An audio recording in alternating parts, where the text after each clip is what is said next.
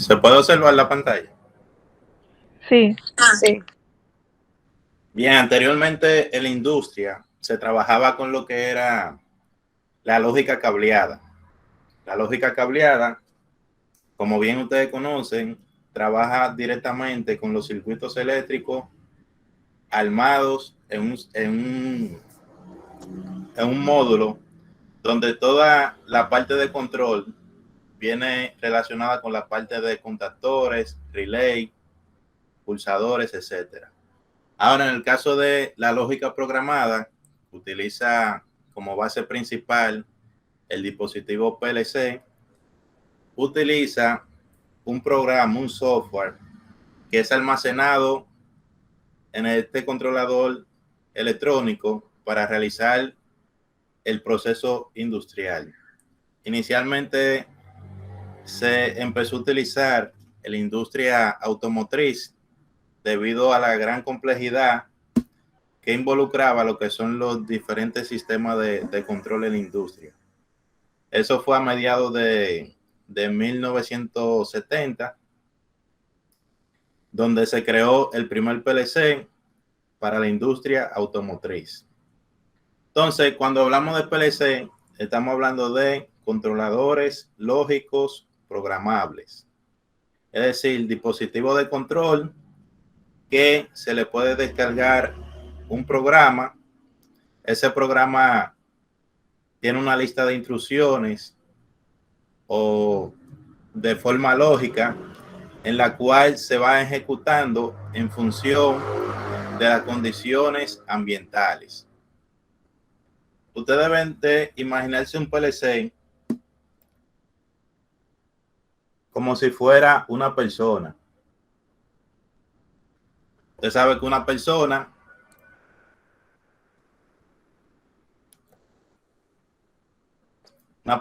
tiene un cerebro y tiene ojos, manos, pies, olfato, oído. El PLC funciona igual como si fuera una persona en la máquina. Por ejemplo, si la persona ve un objeto y le coloca la mano, y si ese objeto está muy caliente, eso le manda una señal al cerebro que le indica que debe de quitar la mano o si no se va a quemar. Entonces, así mismo funciona un PLC. El PLC va a reaccionar en función de lo que tenga programado, así como la persona reaccionó a ese cuerpo caliente que debe de quitar la mano si no se va a quemar. Lo mismo sucede con el PLC según lo que tenga configurado. Dentro de la ventaja del PLC es que el control es más preciso. Se pueden automatizar procesos con un control mucho más exacto a la hora de diseñar el sistema de automatización. A diferencia de la lógica cableada, tiene una mayor rapidez de respuesta, ya que estamos hablando de sistemas digitales y electrónicos. Una flexibilidad en el control del proceso, seguridad en el proceso, mejor monitoreo, detección rápida de averías. Esta fue una de las principales razones por la cual se creó el PLC, debido a que anteriormente con la lógica cableada se tenía cientos de paneles con relay de control para automatizar una línea de producción. Todo eso son paneles. Imagínense que todo esto son paneles. Ahora con un PLC, eso se reduce, digamos, a un solo panel que tiene el PLC, todos esos circuitos de control. Entonces, al momento de el técnico detectar una avería, solamente se tiene que concentrar en este panel. Ahora, anteriormente, si la avería es con lógica cableada, tendría que analizar este panel, dependiendo de dónde esté la falla. Bien, la otra ventaja es posibilidad de modificaciones sin elevar costo. Es decir, si yo voy a hacer alguna modificación, aquí es simplemente cambiar el programa. Ahora, si yo voy a hacer una modificación con la lógica cableada, tendría que cambiar todo el circuito.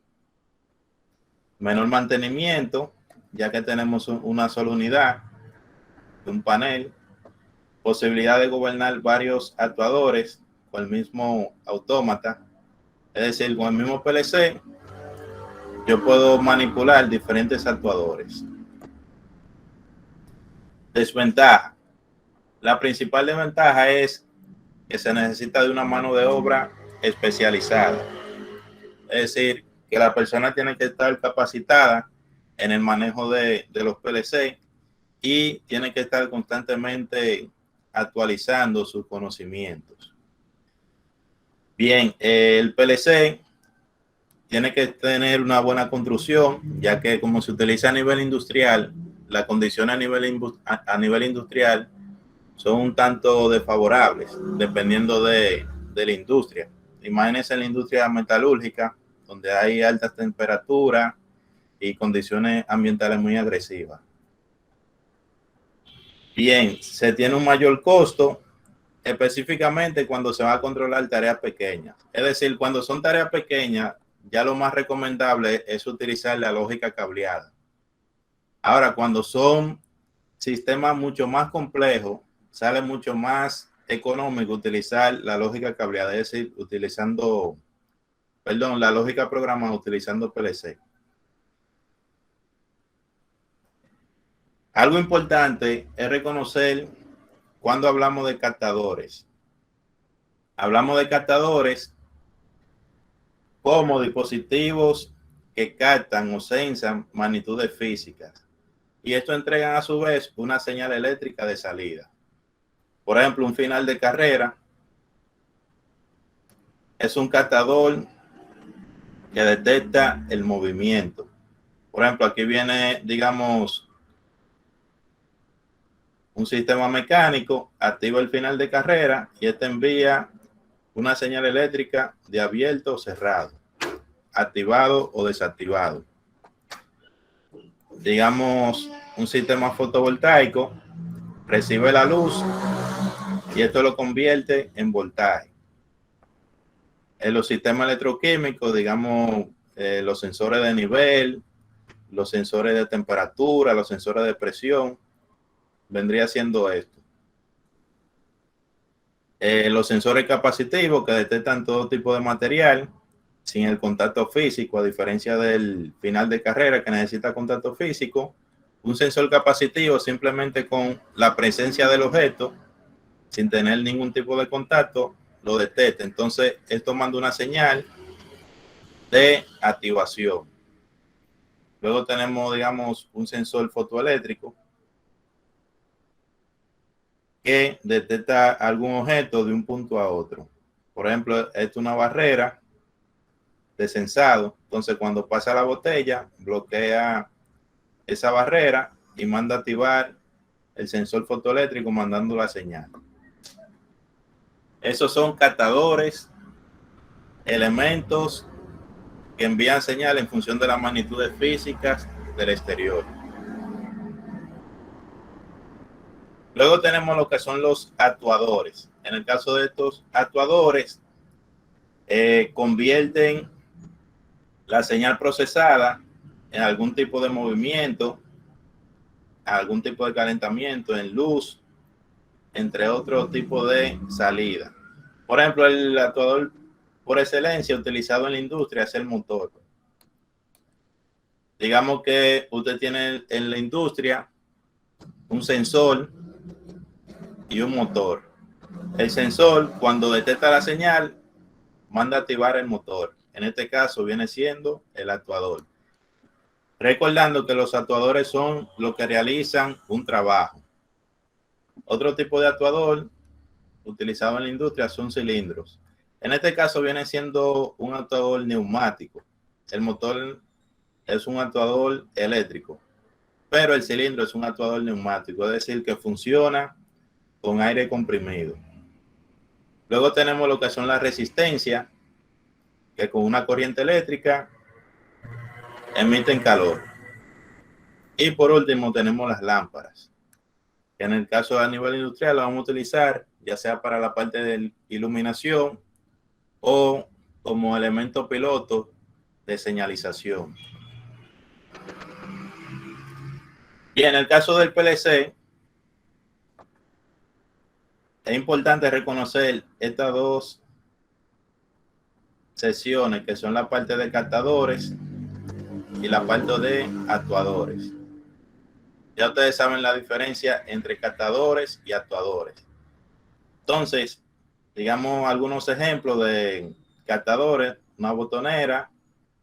¿Por qué una botonera es un actuador?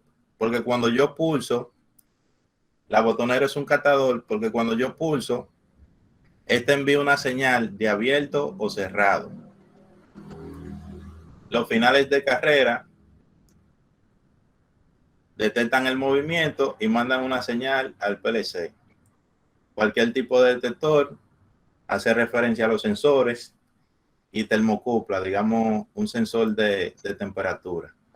Entonces, esa señal es emitida al PLC.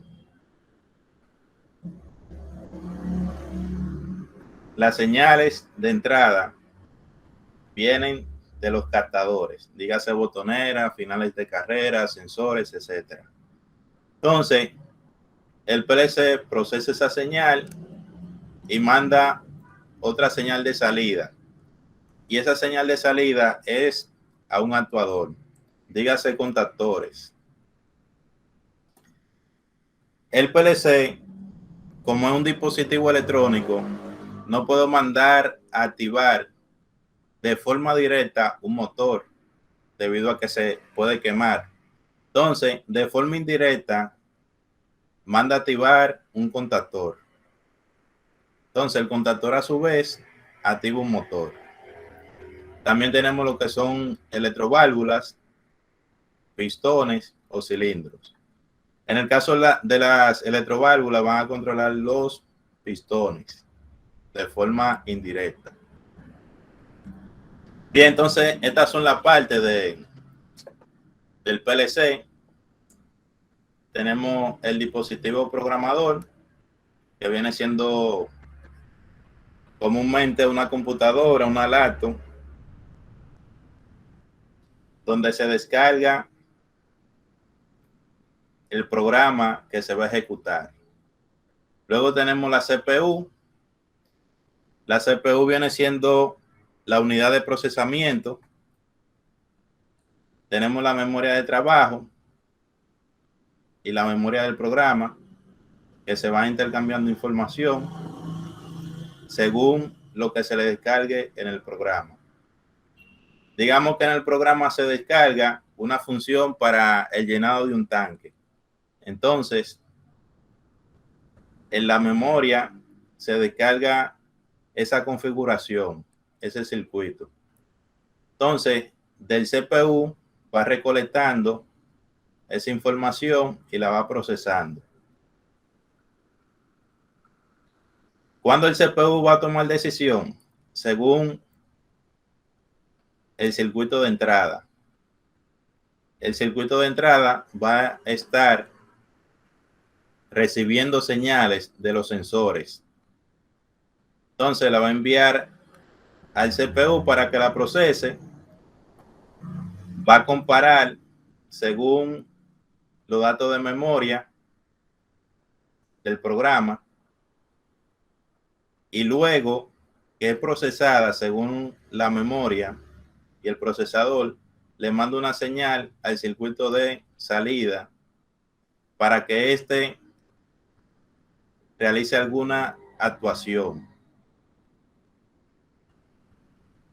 Por último, y de suma importancia, como bien saben, es la fuente de poder. Necesita una energía de alimentación para que todo el circuito pueda operar. Entonces, estas son la parte de el PLC. El elemento programador, el elemento de programación puede estar dentro del PLC.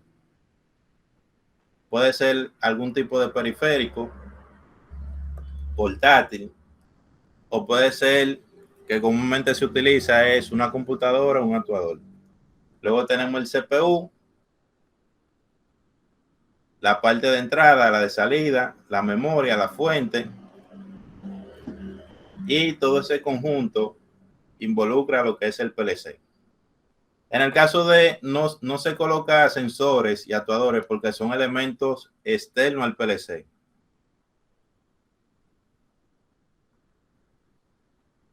Bien, entonces, como anteriormente le mencioné, el ciclo de funcionamiento es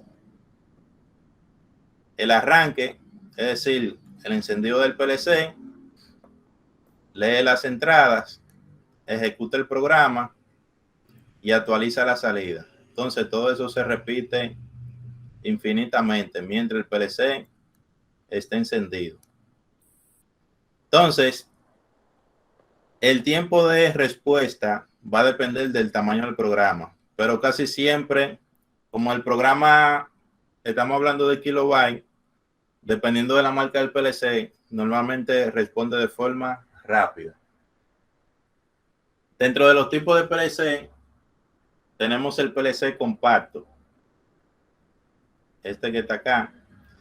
El PLC, hablamos de compacto, donde el CPU, la fuente, los elementos de salida, los elementos de entrada,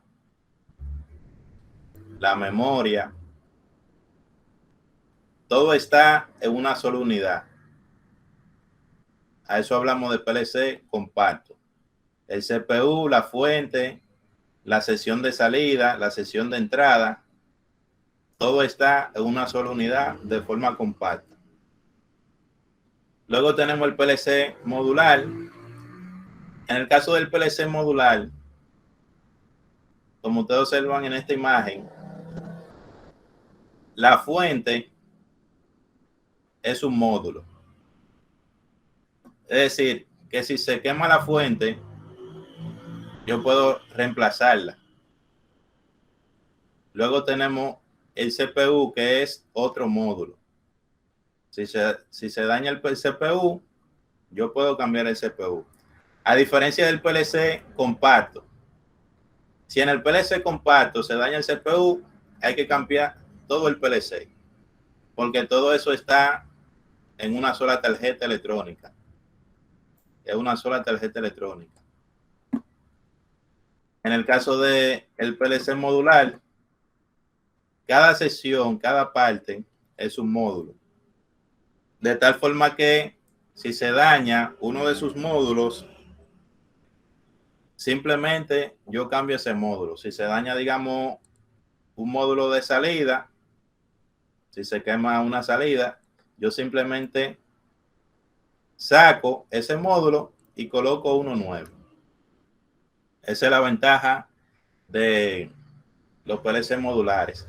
Aparte de el compacto, está limitado con su número de entradas y salidas, así como su unidad de procesamiento. Comúnmente los PLC compactos lo vamos a utilizar para aplicaciones pequeñas, es decir, una máquina sencilla que no tiene tantos actuadores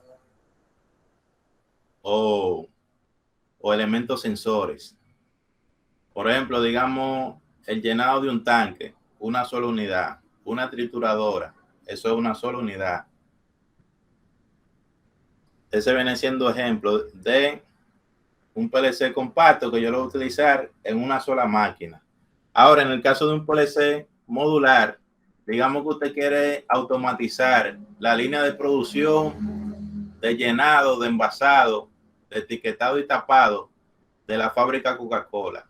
En este caso, yo necesito un PLC modular. ¿Por qué? Porque yo le puedo agregar mayor cantidad de entradas y de salida, a diferencia del compacto que está limitado. Generalmente el PLC compacto tiene, digamos, 10 entradas y 10 salidas. Ahora, en el PLC modular, estamos hablando que puede tener cientos, incluso hasta miles de entradas y salidas, dependiendo de la cantidad de módulos que se le vayan agregando. Bien, luego tenemos el PLC semimodular, que viene siendo una combinación de un PLC compacto y un PLC modular. Es decir, el PLC en esta parte te trabaja como un PLC compacto. Sin embargo, yo le puedo agregar módulos de entrada y salida para ampliar su número de salida o de entradas. En este caso se aprovechan tanto las ventajas del PLC compacto como del PLC modular. Ya son para aplicación un tanto intermedia, donde se necesite mayor cantidad de entradas o salidas. Dentro de la parte del PLC, la parte externa, vamos a tomar, por ejemplo, este PLC compacto. Esta tornillería acá representa los terminales de entrada. Ustedes van a ver un PLC, generalmente la parte de entrada están en la parte superior. Luego tenemos los LED, indicadores de estado.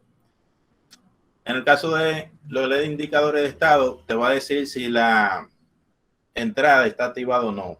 ¿Quién va a mandar a activar la entrada?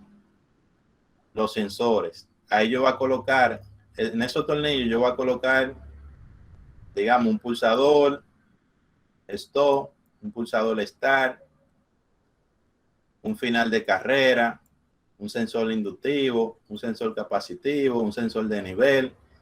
En toda esa tornillería se colocan los elementos de entrada, los sensores y los captadores. Luego tenemos las conexiones de salida. En estas conexiones de salida, yo voy a colocar, digamos, los contactores, los relays, la luz del piloto, electroválvulas, etcétera. Entonces, ahí van a colocar la parte de salida. Recordando que cuando yo digo contactor, yo puedo estar asociando un motor eléctrico trifásico. Yo no puedo conectar directamente un motor trifásico acá en el PLC porque el PLC maneja señales muy pequeñas. Entonces, si yo le coloco un motor trifásico directamente al PLC, lo primero es que el PLC no te va a mandar una red trifásica, es decir, que el motor no va a encender y el motor no va a funcionar porque no está alimentado con 3 líneas. Entonces, utilizamos un contactor simplemente para activar y desactivar su bobina. La bobina, la parte de A1 a 2, activar y desactivar esa bobina. Entonces ya la red trifásica se alimenta aparte para alimentar el motor. Lo que es su protección y su alimentación, esa parte. Ahora la parte de control es manipulada por el PLC. Cuando digo una electroválvula, esa electroválvula puede ser para controlar un cilindro o un pistón. Entonces, esa electroválvula activa o desactiva su bobina, entonces eso permite o no el paso de un fluido para controlar un pistón de un cilindro neumático o hidráulico. Bien, luego tenemos la memoria. En ocasiones puede tener una memoria externa que se puede agregar con mayor capacidad o menor capacidad dependiendo del tamaño del programa.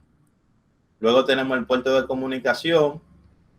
Este puerto de comunicación es donde se conecta para descargar o extraer el programa. En el caso de esa comunicación puede ser a través de una computadora.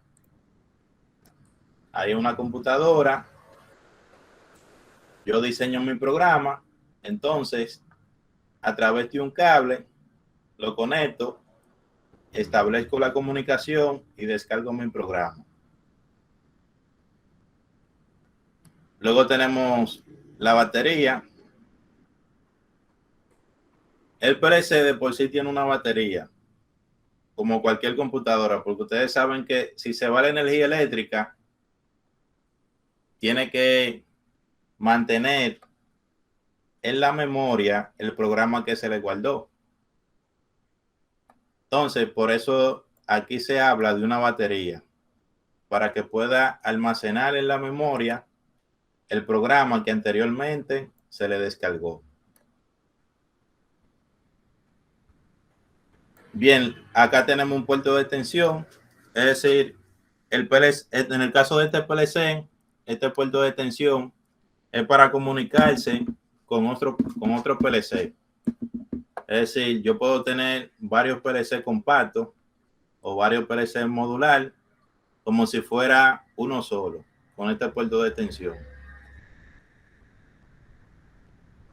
Bien, dentro de los programas, dentro de los lenguajes de programación, se dividen en dos tipos, en dos grandes tipos que son algebraico y gráfico. De lo algebraico tenemos el lenguaje booleano, es decir, trabajando con 0 y 1, lista de intrusión. En el caso de la lista de intrusión, viene siendo con código y letra, así como el de alto nivel. Viene siendo con código y letras, una lista de intrusión. Luego tenemos el diagrama de escalera. El diagrama de escalera es parecido al diagrama que utilizan los circuitos eléctricos de control. Es decir, se tiene, digamos, un contacto y aquí una salida. Por ejemplo, una bobina. Este es el que comúnmente se utiliza. La programación con diagrama de escalera. Otro tipo de lenguaje de programación es el de función o bloques. Digamos, yo tengo un bloque acá, tiene dos entradas y una salida. Ese vendría siendo, digamos, vamos a colocar que, por ejemplo, un bloque AND. Ese bloque AND quiere decir que si aquí hay un 1 y aquí hay otro 1, aquí va a haber un 1. Pero si aquí hay un 0, aquí va a haber un 0. Ese viene siendo un bloque.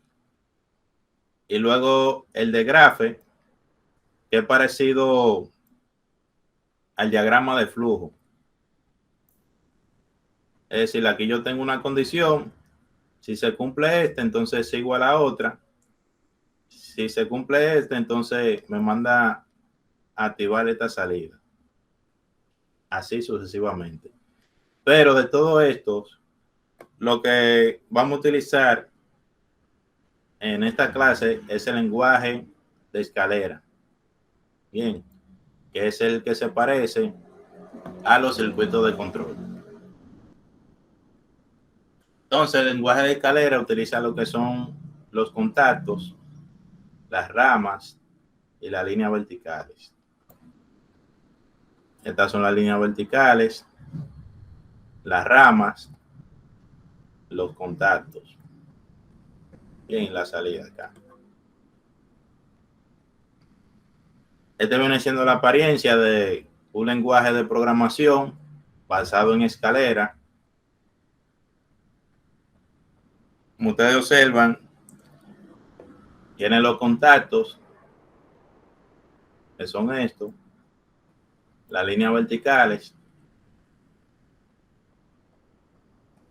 y los elementos de salida. A diferencia de la lógica cableada, si yo quiero si yo quiero 30 contactos, yo necesitaría incluso hasta 10 relay o 15 relay, dependiendo de qué cantidad de contactos tenga. Ahora, en el caso de un PLC, yo puedo utilizar cientos de contactos sin tener que agregar relay. Es decir, aquí yo puedo tener todos los contactos que yo quiera. Simplemente yo lo tomo de acá y lo pongo ahí en mi circuito. En el caso de este viene siendo un temporizador. El PLC de por sí tiene integrado temporizadores. Por ejemplo, si yo quiero 200 temporizadores, usted puede tener 200 temporizadores ahí en su programa. Y no necesita tener un módulo de todo el tamaño lleno de temporizadores. Simplemente en un PLC usted va a tener todos los temporizadores que usted necesite. Bien, dentro de las marcas más populares está la Allen Bradley. Viene siendo la más utilizada. Luego le sigue la Siemens. Tenemos Schneider Electric, muy utilizada. Luego tenemos la Omron. Estas son las 4 muy utilizadas. Hay otras más como ABB, Mitsubishi, Telemecanique, que también es un tanto utilizada, no tanto como estas 4, pero se utiliza. Y otras marcas más que hay en el mercado. Pero la más utilizada es la Allen Bradley, la Siemens, Schneider Electric, ABB, Mitsubishi, Omron, entre otras. Dependiendo de la fábrica, por ejemplo, todo el sistema norteamericano está basado en Allen Bradley y comúnmente el sistema europeo en Siemens. Pero ya estas marcas se utilizan a nivel mundial, es decir, que en Europa se pueden ver una Allen Bradley como que en Estados Unidos se puede ver una Siemens. Es decir, como el mundo está globalizado, en cualquier país se puede ver cualquier marca, independientemente de que sea una marca, digamos, americana, europea o asiática, etcétera. Se utilizan independientemente del continente o país. Entonces, ya eso va a depender de la fábrica que uno trabaje. Por ejemplo, hay fábricas que solamente están casados con Siemens. Ahora, si usted va a otra empresa, esa fábrica completa está automatizada con Allen Bradley. Entonces, eso va a depender de la fábrica. Bien. ¿Tienen alguna duda, comentario? ¿Alguna duda tienen? Profesor, como nosotros vamos a trabajar con un programa, ahí mismo ya tiene los actuadores, ¿verdad? Sí, el programa que ustedes descargaron, que le mandé a instalar, llamado Logis Pro, tiene integrado lo que es un PLC. Ese PLC tiene tanto sus sensores, que se va a simular con simples interruptores de abierto cerrado, y los actuadores, que serían como bombillos o luces piloto. Entonces, bajo esas condiciones se va a hacer los programas. Bien. Bien, ¿alguna pregunta de esta parte introductoria? Bien, si no hay preguntas, entonces yo le hago preguntas. Ismael, la diferencia entre actuador y captador. Que un captador es el que recibe la información y el actuador es el que la hace. Un ejemplo de cada uno, dime. Que el captador es como un sensor y el actuador viene siendo el motor. Básicamente. Okay, muy bien. Muy bien. Tengo una pregunta, profe. Yo no sé si yo fue que lo escuché, pero usted dijo como, yo quiero saber como a qué voltaje es que trabajan. Sí son pequeños, pero es que trabajan con DCs. En el caso de los PLC, Ajá.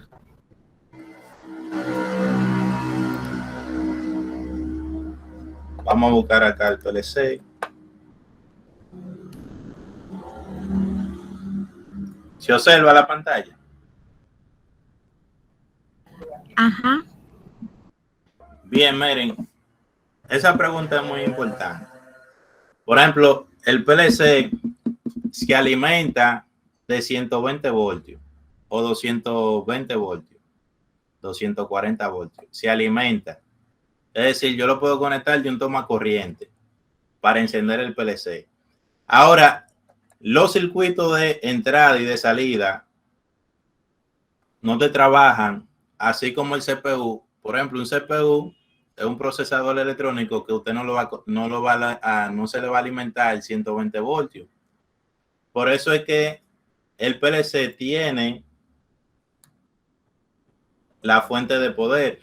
Esa fuente de poder te va a reducir de los 120 voltios, digamos, a 5 voltios, a 3 voltios, a 2 voltios, a 1 voltio, para que trabaje el CPU y la memoria. Entonces, en el caso de el circuito de entrada, hay circuitos de entrada que yo lo puedo alimentar con 120 voltios, dependiendo del fabricante. Ahora, hay circuitos de entrada que si yo lo alimento con 120 voltios se va a quemar. Yo obligatoriamente tengo que utilizar circuito DC de bajo voltaje, es decir, de 5 voltios, 12 voltios, 24 voltios. Igual con la salida. Hay salida DC como hay salida C.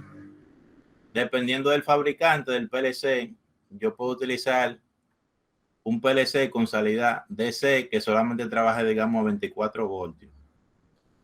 Como hay circuitos con salida AC que pueden trabajar a 120 o 240 voltios. Lo que le quiero decir con eso es que al momento de usted conectar un elemento de entrada o de salida, tienen que saber el modelo del PLC y el fabricante. Entonces, se investiga y luego en función de eso ustedes van a determinar si la salida de la entrada es ADC o AC para evitar quemar el PLC. Bien, ¿alguna otra pregunta?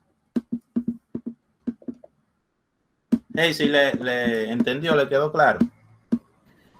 Sí, profe. Entonces, la fuente de poder, ella como que reduce y también aumenta.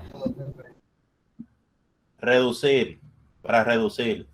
Yo lo alimento a 120, entonces la fuente de poder te reduce a diferentes niveles de voltaje para que trabaje el CPU. Digamos, el CPU para que trabaje a 2 voltios, la sesión de salida para que trabaje a 24 voltios, la sesión de entrada para que trabaje a 24 voltios, la sesión de memoria para que trabaje a 5 voltios.